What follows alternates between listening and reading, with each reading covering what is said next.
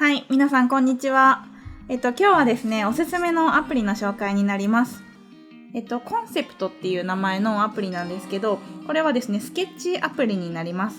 で、他のスケッチアプリとすごい違うポイントがあって、これはベクターで描けるスケッチアプリになります。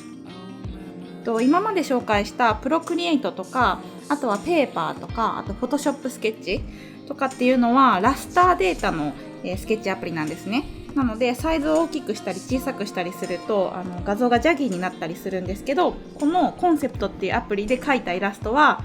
すごいラスターっぽいんですけど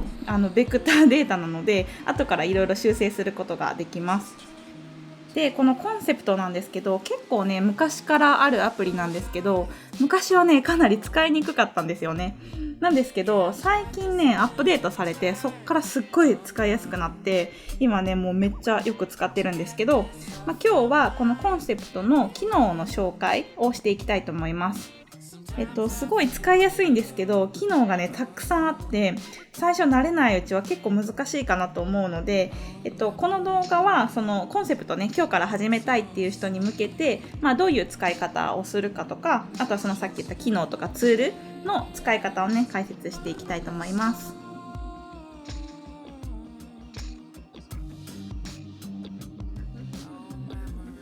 じゃあコンセプトを立ち上げていきます。私よく使うのでね、このドックの中にコンセプトのアプリ入れてます。で、始めるときはこの下にプラスボタンがあるので、ここから新しいキャンバス作っていくんですけど、今回はですね、あらかじめ作ったやつがあるので、これを開いていきます。で、まず最初、コンセプトのアプリのすごくいいところを4つ話していきたいと思います。で、一番初めですね、これ、無限キャンバスです。この無限キャンバスが素晴らしいですね。他のアプリにはないすごいいい機能なんですけど、これね、今ズームアウトするとこんな感じで、四方八方に追加すれば追加するほどノートが広がっていくんですよ。なので一つのキャンバスで永久に絵を描いたりすることができます。で、2つ目です。2つ目が図学系の精密なプロダクトデザインが描けます。これちょっと後で説明しますね。で、3つ目が、ベクターデータですね。これさっきも言ったんですけど、このコンセプトで書いている、ラインっていうのは全部ベクターのデータになります。で、4つ目がですね、これ三面図とか、あとパースって呼ばれるものをコンセプトで作ることができます。建物とかのね、イラストとかを描きたいときですね。なので、建築とか、あとインテリアとか、あとはそうですね、空間デザインとかね、やってる人とかもかなり使えるアプリになります。で、ここからですね、ちょっと1個ずつどういうものができるのかっていうのを紹介していきたいんですけど、まず最初、無限キャンバスですね。これはね、アイデア出しとか、あとはブレインストーミングと呼ばれるものですね、をやりたいときにすごくいいんですよ。こうやってもう文字をねひたすら殴り書きしていって企画とか出すときにやったりするんですけど、このノートに端っこがないのでひたすらアイデアを出し続けることができます。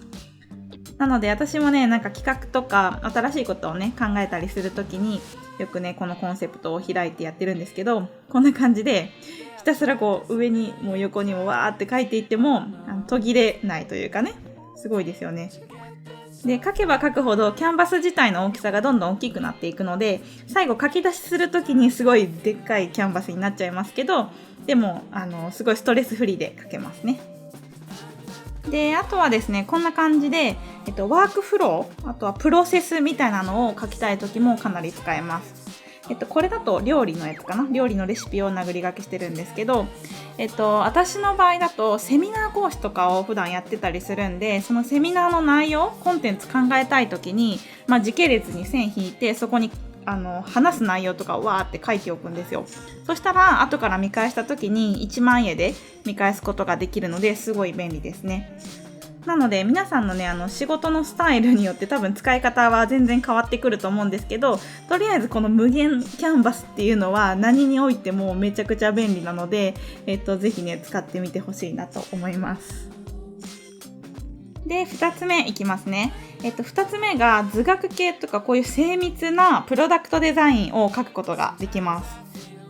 こんな感じのね、なんか工業系デザインとかっていう風にも呼ばれたりするんですけど、綺麗なラインをちゃんと測って描くようなスケッチのことですね。簡単に言うと。こういう感じのね、かっこいいですよね。なんかね、私もこういうかっこいい系の、なんかちょっとメンズライクでスタイリッシュなデザインとか作ってみたいんですけど、プロクリエイトだとなかなかこういうの綺麗に描けないんですよね。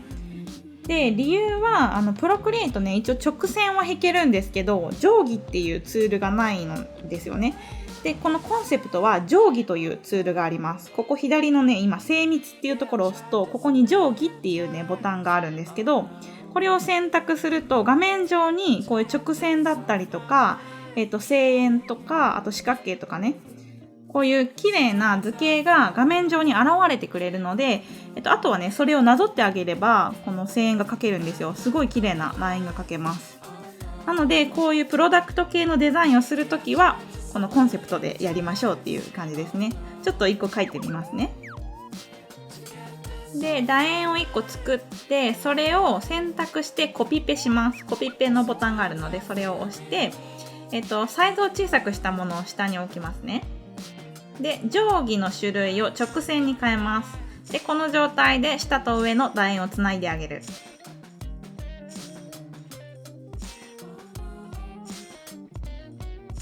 で、円柱形みたいな形できたら、これ自体を全部選択してあげて、で、これをコピー、で、ペーストして、これを反転させるんですよ。そしたらこんな感じで、同じようなものが下にできるので、ちょっと砂時計みたいな感じのができます。ちょっと特に何を作ろうと思って描いたわけじゃないんですけど、こんな感じの綺麗な図形が簡単に描けます。で、あとはサンプル、こんな感じかな。これは椅子のプロダクトデザインかな。かわいいですね。で、あとはこれはドライヤーみたいな感じだけど、電動ドライバーかな、なんかわかんないけどかっこいいのでスクショ撮ってきました。で、あとは、こういう感じのプレゼンボードみたいなのを綺麗に書いてあげるのもできますね。これとか結構学生の人とか使えるんじゃないかな。こうやってコンセプトでこういう1万円に書いてあげて、もうそれ書き出して A4 出力してもう提出みたいなのにしたらすごいね、かっこいいと思います。ぜひ学生の人やってほしいなと思います。で、次の特徴いきますね。で、次がベクターデータですね。さっきからね、ちょっとリピートになっちゃってるんですけど、このコンセプトで書いたラインっていうのは、すべてベクターデータで作られています。なので、後から常設とかも全部可能です。で、今文字とか書いてるじゃないですか。文字とかもね、今全部ベクターデータで書かれてます。なので、こういうね、自分のオリジナルのアイコンを作ったり、あとこうやって普通にスケッチみたいに書いたとしても、これはベクターで作られてるので、後からいられとかにね、送ってあげてパスを編集することとかもできます。で、頑張ればね、こんな感じのちょっと複雑なフラットデザインみたいなのも作ることができますね。またね、こういうのやっていこうと思ってるので、ぜひ楽しみにしておいてください。で、ベクターデータがね、ちょっと何かわからない人のためなんですけど、簡単に言うと、ベクターデータっていうのは、こうやってイラスト描いて、小さくしても大きくしても、このラインっていうのは綺麗な、ままなんですね。ジャギーにならないっていう感じですね。プロクリエイトでもしこれをやってしまうと、小さくして大きくすると、すっごいね、ラインがガビガビになっちゃうんですよ。それがラスターデータなんですけど、ベクターデータだと大きくしても小さくしても、綺麗なラインを保持してくれます。で、最後がですね、この三面図と、あとパース制作ができるっていうところなんですけど、三面図はこうやって側面と、あと底の面とか、天井面とかがあるようなやつを三面図って呼んだりします。で、これは三面図じゃないんですけど、こういうロゴとか、あとサイズを測って書きたいときに、コンセプトっていうのはサイズを計測する機能があるので、それを使ってあげると、すごい精密に綺麗な、形を取ることができます。で、この計測の機能をね、ちょっと見せたいんですけど、さっきみたいにこうやって定規ツールで適当に形取ってあげます。でこの状態で左の精密のところにですね、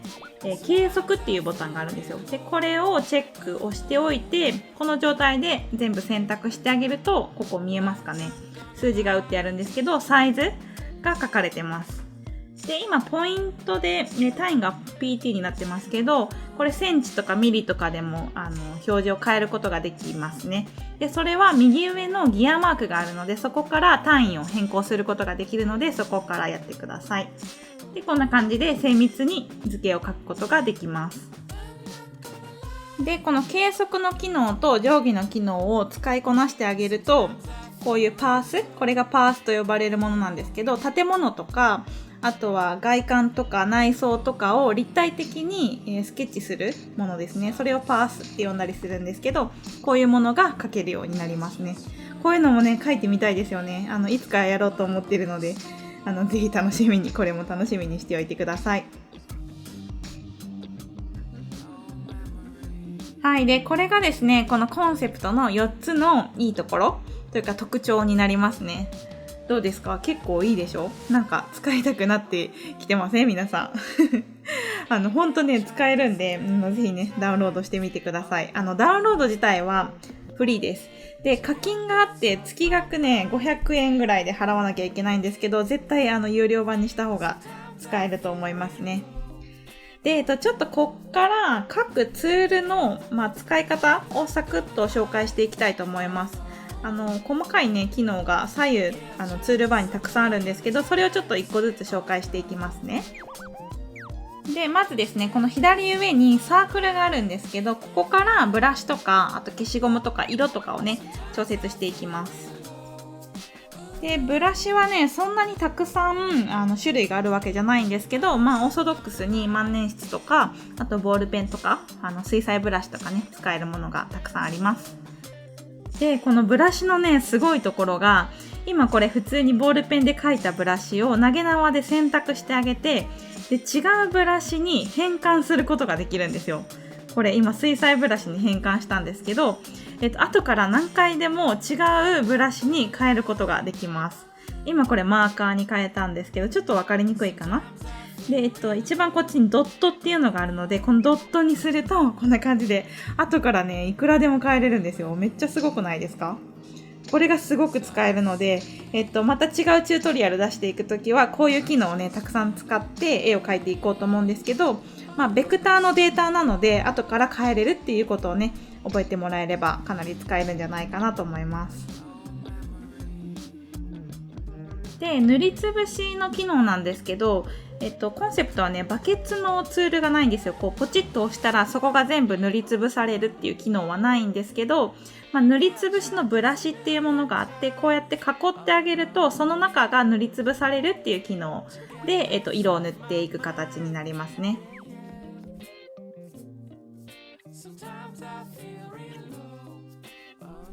で、次、ブラシのサイズとか不透明度を変えたいときは、この左上のサークルパネルの中央のところにここブラシのサイズ変えれるところがあるので、ここのスライダーをマックスにしてあげると変わります。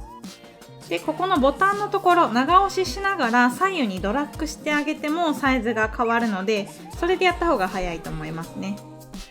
で、不透明度なんですけど、不透明度はこのボタンですね。これも同じように長押しして左右にドラッグしてあげて、不透明度を変えてあげてください。で、次ですね、左下のボタンがこれ滑らかさのコントロールなんですけど、これ今 0% で書いてて、例えばこれを 50% にして書いてあげるとより滑らかになります。で、これを 100% にして書くと、もう滑らかさがマックスになって、こんな感じでニュニュニュってやっても直線になっちゃうんですよ。わかりますかね？綺麗な滑らかなライン、あんまりこう手ぶれしてないようなラインを描きたいときは、この滑らかさの値を高めてあげて描いてあげると、こうやって滑らかに描くことができます。で、手書き感で描きたいときはこれを 0% にして描いてください。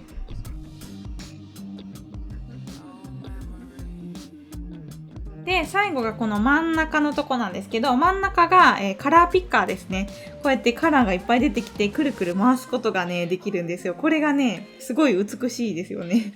デザインやってる人だとね、わかると思うんですけど、こういうのが並ぶと綺麗ですよね。で、こうやって好きな色を取って、描いてっていう形になります。で、今塗りつぶしのブラシ取って、不透明度を下げて、こうやって塗ってます。なのでこの重なった部分がちょっと定山っぽい形になって、こういうこともねできるのでやってみてください。で、次ですね、ナッジツールっていうのを紹介しますね。このナッジツールがね結構面白いんですよ。で、今適当に声援書いて、ここのねニョロってなってるツールがあるんですけど、これ選択した状態でこうやってグッて押してあげると、こうやって形が歪むんですよ。ラインがこう変形してくれる。で、これはベクターデータだからできることなんですけど、こうやって線を持ってこうやって歪ますこともできるんですよ。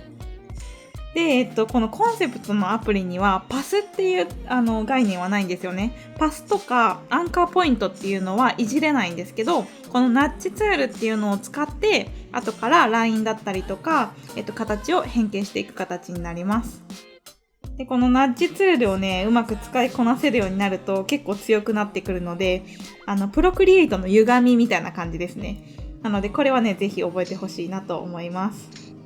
で、次ですね、選択ツールを紹介していきますね。で、さっきからね選択して変形させてっていうのをやってるんですけど、この矢印マーク、これが選択ツールになります。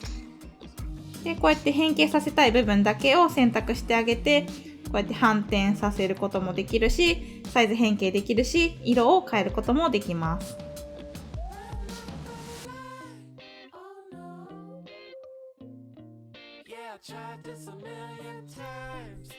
で、選択ツール使うときなんですけど、左上の矢印マークから行ってもいいんですけど、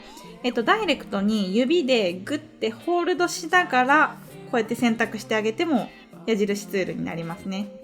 普通にこうやってシュシュシュって書いただけだと普通のブラシになるんですけど、グッてホールドしてから、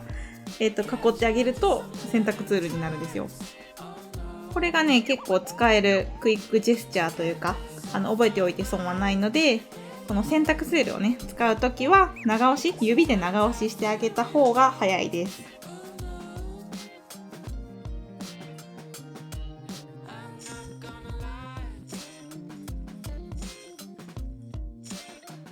で、次がですね、レイヤーの機能になります。レイヤーはね、この左のところのレイヤーパネルを開いてあげると出てきますね。で、これもね、課金しないと確か使えなかったような気がします。で、レイヤーはいつも私がね、プロクリエイトで使ってるような形で、一番上にアウトラインを描いてあげて、その下にレイヤー作って色を塗ってあげたりすると、後からね、編集することができるので、そういう使い方をしてもらえればいいと思います。あと画像とかをねインポートして、その上にトレースしたい時もこのレイヤーを分けてあげて使ってあげたらいいかなと思いますね。で、最後ですね、インポート、エクスポートについて話しておきますね。インポートは画像をインポートしたり、あとはこういうアイコンっていうのがデフォルトで用意されているので、このアイコンとかを画面上にインポートすることができます。で、このさらにね、詳細オプションみたいなところを押してあげると、他にもいろいろ図形が出てきて、例えばこの三面図とかをこうやってインポートしてあげて、さっき紹介したみたいなパースをですね、この上からなぞって書いていってあげるんですよ。そしたら空間デザインみたいなのも簡単に作ることができます。で、他にはね、どういうのがあるかっていうと、靴とかありますね。靴とか手とか人間とか、あとはいろいろアイコンもありますね。アイコンとかね使えると思いますよ。あと車とかありますね。車のベースのこういう個体みたいなのがあるので、これをインポートしてあげて上からなぞってあげると、車のデザインとか作る人いるかな、わかんないけど、そういうのを作りたいとき、デザインしたいときとかも簡単に作れますね。で、このインポートの上にエクスポートっていうボタンがあるので、これを押してあげると、JPEG だったりとか PNG だったりとか、あと PSD とか、あと SVG はいられとかね、読み込みたいときにですね、で、この DXF っていうのは、オート CAD ですね。CAD データにも対応しているので、CAD で書き出したいときはここを選んでください。私ね、あんまり CAD 詳しくないんでよくわからないんですけど、CAD を使ってる人は結構便利かなと思います。はい、ということでですね、こんな感じでコンセプトのツールの使い方、終わりにしたいと思います。で、昨日ね、動画で出したこのアミティ先生、チャンネル登録者3万人突破って書いたやつは、この時に書いたやつですね。で、ちなみに、このコンセプトのキャンバスの中に画像を挿入したい時なんですけど、いつも私がプロクリエイトでやってるような感じで、画面分割でこうやって写真アプリを、もしくは今ファイルアプリを横に立ち上げてあげて、こうやってドラッグ&ドロップしてあげると簡単に画像を入れることができます。で、一番最初ね、冒頭でも話したように、このコンセプトは無限のキャンバスなんで、画像をこうひたすらバーって入れておいて、自分のこの画像のアイディアノートだったりとか、イメージノートみたいな感じで置いておいてもすごい使えるかなと思いますね。私はね、結構そういう使い方をしてたりします。はい、ということでね、こんな感じで終わりにしたいんですけど、引き続き、チャンネル登録者3万人ということで Q&A をやりますので、皆さんの質問を受け付けております。Twitter か Instagram か、このコメント欄にね、YouTube のコメント欄にいただければと思います。はい、ということで、今日は以上にしたいと思います。ちょっと長かったですけど、最後まで聞いていただいてありがとうございました。また次回の動画もお楽しみに。バイバイ。